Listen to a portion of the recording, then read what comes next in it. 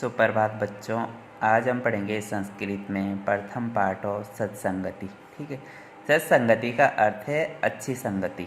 ठीक है, देखो पहले इसके बारे में थोड़ा पाठ के बारे में पढ़ लेते हैं कि पाठ में क्या क्या है। ठीक है, तो जब क्या होता है, जब बालक किशोर अवस्था में होता है, जब वो 12-13 साल का होता है, तो उसे सद्गुणों की सबसे ज़्यादा आवश्यकता होती है। ठीक है, अच्छे गुणों की उसे, अच्छी बातों की उसे या अच्छे रास्ते पे चलने की उसे सबसे ज़्यादा आवश्यकता होती है। ठीक है, इसी सत्संगति के बारे में इस पाठ में बताया गया है। अब उन्होंने क्या किया है, जो कवि हैं उन्होंने कहा है कि जो महर्षि वाल्मीकि थे, जो नारद जी थे, उन्होंने क्या है, महर्षि वाल्मीकि कि नारद जी से सत्संगति से महर्षि वाल्मीकि आदि कवि के रूप में प्रसिद्ध है। जो नारद जी थे, जो महर्षि वाल्मीकि थे, उन्होंने किसकी संगति की थी, नारद जी की, तो तभी वो क्या है, एक प्रसिद्ध कवि हुए। ठीक है, दूसरी ओर जो जो कालिदास थे, उनकी जो पत्नी थी उनकी, ठीक है, उन्होंने भी अपनी पत्नी की संगति करके ही वो एक महाकवि बने।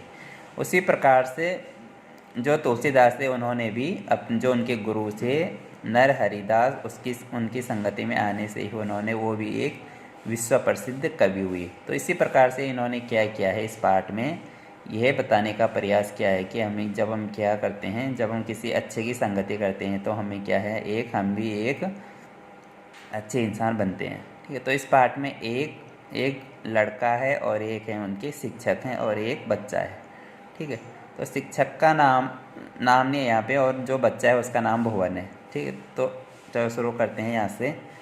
तो भुवन क्या करता है, अपने शिक्षक से पूछता है कि आचार्यवर सत्संगति ही इति शब्दस्य को अर्थी, कि आचार्य श्रेष्ठ की गुरुजी सत्संगति इति शब्दस्य को अर्थ अस्ति, कि सत्संगति, जो ये सत्संगति शब्द है, इसका क्या अर्थ है।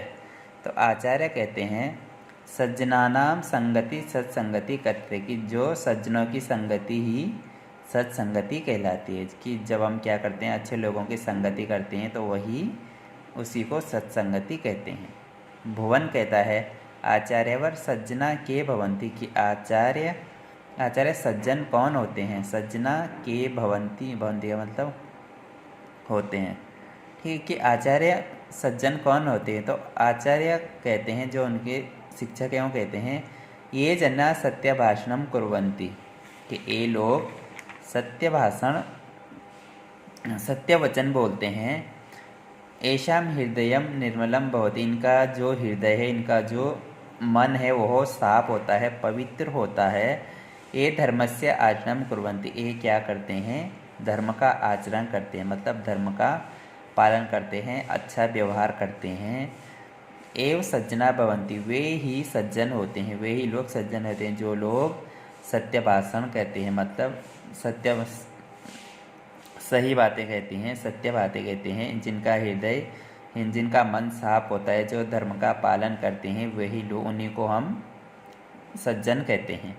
तो भुवन कहता है सत्संगति जनेषु कीदृशम प्रभावो भवति, कि सत्संगति का लोगों पर कैसा प्रभाव पड़ता है, कि अगर हम किसी की अच्छे की संगति करेंगे तो उसका प्रभाव हमारे ऊपर कैसे पड़ेगा।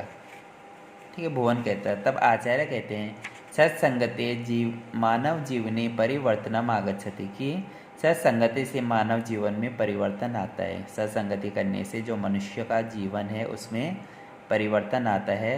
सताम संगेन गुणानाम वर्धनम दुर्जन संगेन दोषाणाम वर्धनम च भवति, कि सज्जनों के संग से गुणों की वृद्धि और दुर्जनों के संग से दोषों की वृद्धि होती, कि अगर हम सज्जनों की संगति करेंगे तो हमारे जो गुण हैं वो बढ़ते रहेंगे, और यदि हमने दुर्जनों की संगति कर ली तो जो हमारे दोष है वो धीरे धीरे बढ़ते रहेंगे।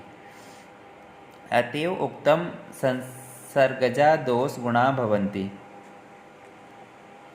कि इसलिए कहा भी गया है कि दोष गुण संसर्ग से उत्पन्न होते हैं, मतलब दोष गुण संसर्ग से उत्पन्न होते हैं। मतलब उन्होंने यहाँ पे एक उदाहरण दिया है कि यथा नारदस्य संगेन वाल्मीकि आदि कवि बभू, की नारद की संगति में आने से ही जो महर्षि वाल्मीकि थे वो बहुत बड़े एक महान कवि बने। ठीक है, रामकृष्ण परमहंसस्य संगतिम अवाप्य स्वामी विवेकानंद भारतीय संस्कृते डिंडिम घोष संपूर्ण विश्व कृतान, ठीक है। रामकृष्ण परमहंस की संगति को प्राप्त करके स्वामी विवेकानंद ने भारतीय संस्कृति का ढिंढोरा संपूर्ण विश्व में पीटा। कि जो स्वामी विवेकानंद थे उन्होंने भी, जो उनके गुरु थे रामकृष्ण परमहंस, उनकी संगति करने से ही उन्होंने जो भारतीय संस्कृति है उसका उन्होंने पूरा विश्व में प्रचार प्रसार किया। स्वामी विवेकानंद से संपर्क का प्राप्य महर्षि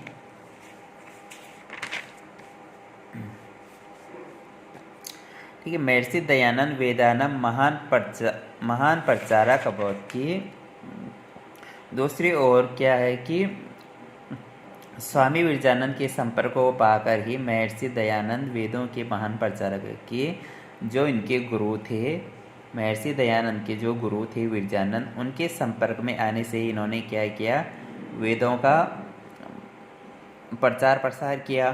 ठीक है। बुद्धस्य प्रभावेण क्रूर सम्राट अशोक अहिंसक विनम्र चौभवत। और बुद्ध के प्रभाव के आने से ही, बुद्ध की संगति करने से ही जो अशोक था वह बहुत निर्दयी था वो पहले। ठीक है। तो जो अशोक निर्दयी था वह क्या है, धीरे धीरे वो भी एक अच्छा इंसान बन गया। तो भुवन कहता है आचार्य श्रेष्ठ किम बालकस्योपरि कुसंज्ञ अपि प्रभाव भवति। क्योंकि आचार्य क्या बालक के ऊपर कुसंगति का भी प्रभाव पड़ता है। वो अपने शिक्षक से पूछता है भुवन कि जो छोटे बच्चे रहते हैं, बालक रहते हैं, उनके ऊपर भी कुसंगति का प्रभाव पड़ता है। तो आचार्य कहते हैं आम हाँ बालकेषु कुसंगस्य प्रभाव सर्वाधिक भवति। हाँ, बालक पर कुसंगति का प्रभाव सबसे ज़्यादा पड़ता है।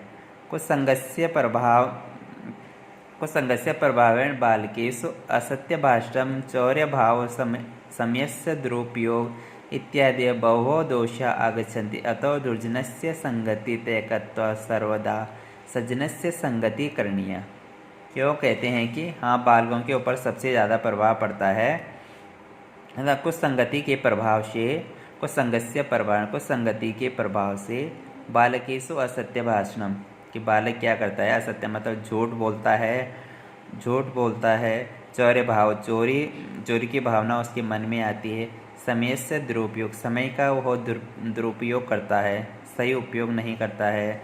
इत्यादि बहु दोषा गच्छति, इत्यादि बहुत से दोष उसमें आ जाते हैं। इनके अलावा उसमें और भी दोष आ जाते हैं। अतो दुर्जनस्य संगति तैकत्वा सर्वदा सज्जनस्य संगति करनी है। अतो हमें क्या करना है, बुरे व्यक्ति की संगति त्याग कर हमेशा सज्जनों की संगति करनी चाहिए। तो भुवन कहता है सत्संगति के लाभा भवन्ति। की सत्संगति के कौन कौन से लाभ होते हैं। तो आचार्य कहते हैं, उनके जो शिक्षक कहते हैं वो कहते हैं मानव जीवने सत्संगते बहवो लाभा सन्ति। की मानव जीवन में सत्संगति के बहुत से लाभ हैं। सत्संगति दुर्गुणानाम दूरी करोति।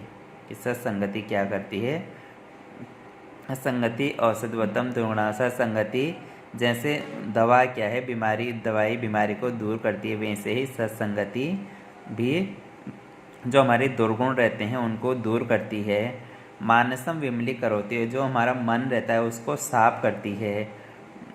अखिलम अभिष्टम पूर्यति, ये सभी इच्छाओं को पूरा करती है। जो भी हमारी इच्छाएं रहती हैं उनको पूरी करती है। वाची सत्यम सिंचती, वाणी में सत्य को सिंचती है। जो हम बातें बोलते हैं वो हम धीरे क्या करते हैं, सत्य बातें बोलने लगते हैं।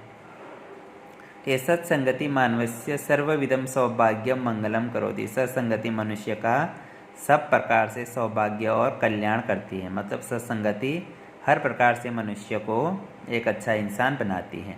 अतो नीति सत्य सत्संगति महत्तम वर्ण्यम भ्रतरति गति। तो अब वो यहाँ पे क्या करते हैं, एक दो श्लोक के माध्यम से समझाते हैं बच्चे को कि अतो नीति सत्य क्या थी। जो भर्तृहरि एक कवि थे, उनकी एक किताब थी। ठीक है, एक किताब लिखी थी उन्होंने नीति सत्य। तो वो कह रहे हैं कि जो भर्तृहरि कवि हुए उन्होंने अपनी नीति सत्य में अपनी किताब में उन्होंने सत्संगति के महत्व का वर्णन किया था। ठीक है, कि उन्होंने कहा था कि उन्होंने इस श्लोक में कहा था कि जाड्यम धियो हरति सिंचति वाचि सत्यम मनोन्नति दिशति पापम पाकरोति चेत प्रसाद्यति दिशु तनोति कीर्ति सत्संगति कथय किम न करोति पुषाम, कि उन्होंने कहा था कि सत्संगति बुद्धि की जड़ता को हरती है। जो सत्संगति है वो जो हमारी बुद्धि रहती है, जो हमारी मूर्खता रहती है, जो हमारी गंदी बातें रहती है, उसको वो समाप्त कर देती है। वचनों में अर्थात बातों में सत्य बोलने के लिए प्रेरित करती है।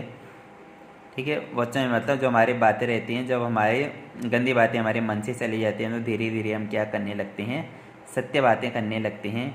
व्यक्ति के सम्मान और उन्नति को बढ़ाते हैं।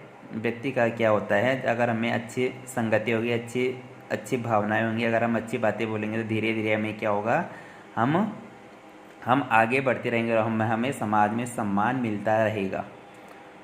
ठीक है, पाप को दूर करती है, सत्संगति पाप को भी दूर करती है। मन को प्रसन्न करती है, चारों दिशाओं में यश को फैलाती है। हमारे मन को क्या करती है, खुश करती है, और चारों दिशाओं में क्या होता है, हमें प्रकाश ही प्रकाश दिखाई देता है। ठीक है, ऐसी सत्संगति मनुष्य का कौन सा उपकार अथवा भला नहीं करती, अर्थात सभी प्रकार से कल्याण करती है। क्यों कह रहे हैं कि सत्संगति कौन सा कल्याण नहीं, सत्संगति से हम कौन सी बातें नहीं सीखते, सत्संगति हमें सब प्रकार से हमारा कल्याण करती है। दूसरे श्लोक में वो कहते हैं, एक दूसरा श्लोक यहाँ पे कहते हैं कि संत पताय से संस्थित से पैशो नामापि न ज्ञायते मुक्ता कारतया तदेव नलिनी पत्र स्थितम राजते स्वातो सागर सुक्ति कुक्षिपतितम तज्जायते मौक्तिकम प्रायणाधम मध्ये तम गुणा संसर्गतो देहिना। क्यों कहते हैं, दूसरे श्लोक में वो कहते हैं कि तपे हुए लोहे पर रखे हुए जल का नाम भी पता नहीं चलता, कि अगर हम क्या करेंगे, कोई गर्म लोहा है, अगर हम उसके ऊपर पानी की बूंद डालेंगे तो उस पानी का पता नहीं चलता है। उसी प्रकार कमलिनी के पत्ते पर स्थित हुआ वही जल मोती के समान आकार में सुशोभित, अगर हम उसी पानी की बूंद को अगर हम कमल के पत्ते पे डालेंगे तो वो हमें मोती की तरह दिखाई देता है। ठीक है, स्वाति नक्षत्र सागर में सीपी की कोख में गिरा हुआ वह मोती बन जाता है। प्राय प्राणियों के बीच मध्य उत्तम गुण संपर्क से उत्पन्न होते हैं, कि जो प्राणी है, जो भी हम मनुष्य हैं, अगर हम अच्छी संगति करेंगे तो हमारे अंदर क्या है, अगर हम उनके संपर्क में आएंगे, अच्छे लोगों के संपर्क में, तो हमारे अंदर क्या है, बहुत से गुण, अच्छे गुण उत्पन्न होंगे। ठीक है, तो इस प्रकार से पाठ यहाँ पे हमारा समाप्त हो जाता है।